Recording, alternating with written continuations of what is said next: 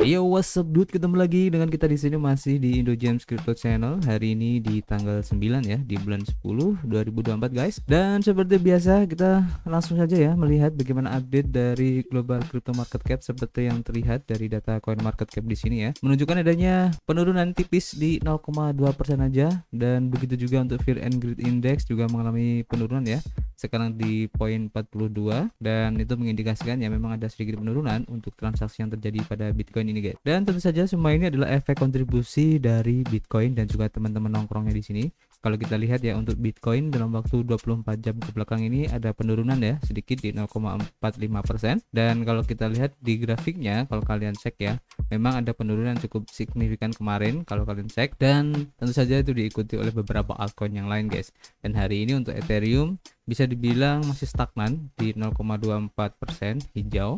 Kemudian untuk BNB juga hijau di 2,3%. Kemudian juga untuk XRP ini perubahannya tidak terlalu signifikan ya, tapi kalau kita lihat di 7 hari terakhir turunnya cukup lumayan ya di 12% guys. Dan nanti juga ada berita menarik seputar XRP ini. Oke, jadi kalian stay tune aja. Kemudian selanjutnya kalau kita cek ya dari pergerakan harga Bitcoin itu sendiri untuk time frame weekly, memang terlihat di sini guys, kemarin sempat turun menyentuh di $60.000 ya. Kemudian ada recovery dan sekarang sudah mulai terlihat lagi ya adanya penurunan yang mengindikasikan bahwa untuk skenario ataupun prediksi ya dari pemaparan kita sebelumnya, kalau kalian melihat atau mengikuti video kita ya, bahwa ada kemungkinan ya untuk bisa mencoba tes lagi di harga sekitar $50.000 untuk target terburuknya ya. Dan kita lihat aja apakah trendline dari compression yang terjadi di sini akan menjadi valid ya, sehingga kalau saja ini valid maka penurunan dari Bitcoin ini akan terus berlanjut dengan target utamanya kemungkinan besar ya di Fibonacci retracement di 0,236 guys, di sekitar harga $57.000 ya. Tapi tidak menutup kemungkinan jika keadaan market secara global ya, baik keadaan ekonomi ataupun keadaan suatu negara yang sekarang ini memang lagi panas ya di Timur Tengah sana, itu juga sangat berpengaruh ya untuk perkembangan dari Bitcoin ini ya, khususnya untuk aset-aset beresiko yang sedikit banyak akan terpengaruh ya dari apa yang terjadi di berbagai belahan dunia ya, khususnya untuk peperangan yang terjadi saat ini guys. Jadi kita akan pantau bareng-bareng kira-kira nanti untuk efeknya seperti apa ya. Jadi kalian stay tune aja, kita akan informasikan lebih lanjut. Oke. Kemudian seperti biasa kita sudah mengumpulkan beberapa informasi yang cukup menarik ya, yang tentu saja berhubungan dengan Bitcoin ya. Nah, di sini seperti yang diinformasikan dari altcoin Buzz, dan ini adalah update ya dari informasi yang kita sampaikan kemarin bahwa HBO ini mengeluarkan film dokumenter baru ya, yang mengklaim bahwa Peter Todd ini adalah pencipta dari Bitcoin atau yang orang kenal sebagai Satoshi Nakamoto guys. Nah, di sini salah satu tokoh utama dalam dokumenter ini adalah si Samson Mow yang menganggap dirinya sebagai duta Bitcoin. Dan tokoh utama lainnya adalah Adam Back sebagai pendiri Blockstream, sebuah perusahaan yang mempromosikan adopsi Bitcoin guys. Namun sorotan tertuju pada Peter Todd sebagai pengembang inti dari Bitcoin dan juga mantan pengikut dari Adam Back, dan film tersebut mengisyaratkan bahwa Todd mungkin adalah orang yang ada di balik nama samaran Satoshi Nakamoto. Dan klaim ini pasti akan membuat heran dunia kripto ya, yang telah menebak-nebak identitas asli dari Nakamoto ini selama bertahun-tahun.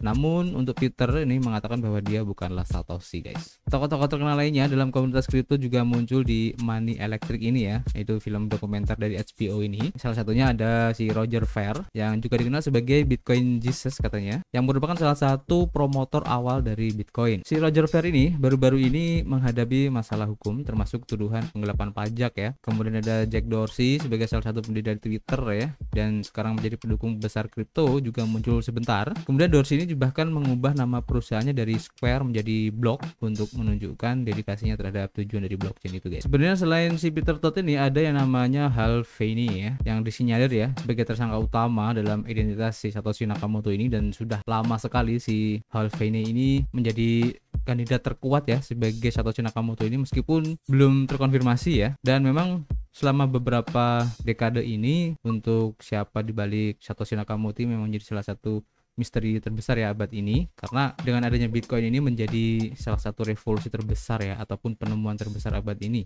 Dan kalau seandainya ya siapa sih Nakamoto ini terbongkar, mungkin Bitcoin ini akan mendapatkan guncangan yang sangat hebat sekali, dan bisa saja efek yang terjadi ya dari orang tersebut yang disebut sebagai Nakamoto yang asli ini pasti akan mempunyai backgroundnya si orang tersebut, sehingga orang akan berspekulasi untuk masa depan dari Bitcoin itu sendiri. Jadi banyak orang lebih prefer kalau si Satoshi Nakamoto itu jangan sampai keluar selamanya saja, sehingga untuk kelangsungan dari Bitcoin itu mungkin akan lebih stabil ya ke depannya, dan tidak akan ada terjadi spekulasi-spekulasi yang mungkin berkembang liar ya. Sehingga cukup menarik ya mengikuti perkembangan dari siapa sih sebenarnya Satoshi Nakamoto ini, dan kita akan lihat nanti seperti apa efeknya. Dan kita lanjut ke informasi berikutnya. Di sini kita lansir dari harian BN Crypto, diinformasikan bahwa Canary Capital ini telah bergabung ya dengan Bitwise dalam perlombaan ETF XRP guys. Nah, ini menarik ya. Jadi satu lagi entitas yang mendaftarkan ya untuk ETF spot XRP guys setelah Bitwise kemarin. Dan dalam berdasarkan pengajuan tersebut ya, dana tersebut akan melacak nilai XRP menggunakan kurs referensi dolar CME CF Ripple, dan ini adalah harga indeks acuan sekali sehari ya untuk Ripple guys. Dan instrumen keuangan perspektif dari Canary Capital ini akan memungkinkan investor institusional dan juga retail untuk berinvestasi dalam XRP melalui pasar keuangan tradisional atau TradFi. Dan pada saat yang sama, instrumen ini akan mengurangi teknis penyimpanan, keamanan dan juga regulasi.